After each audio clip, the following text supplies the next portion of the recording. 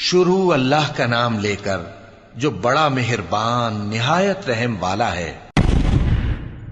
اور جب دوزخ کی آگ بھڑکائی جائے گی اور جب بہشت قریب لائی جائے گی،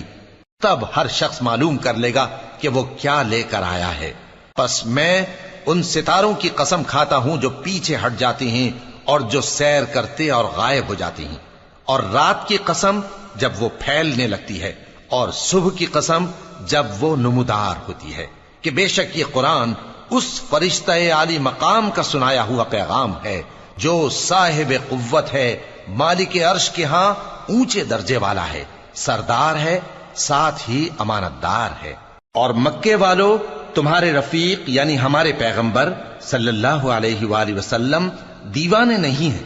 اور بے شک انہوں نے اس فرشتے کو آسمان کے کھلے کنارے پر دیکھا ہے، اور وہ غیب کی باتوں کے ظاہر کرنے میں بخیل نہیں، اور یہ کسی شیطان مردود کا کلام نہیں ہے۔ پھر تم لوگ کدھر جا رہے ہو؟ یہ قرآن تو تمام جہانوں کے لیے نصیحت ہے، یعنی اس کے لیے جو تم میں سے سیدھی راہ چلنا چاہے، اور تم لوگ کچھ بھی نہیں چاہ سکتے مگر وہی جو اللہ رب العالمین چاہے۔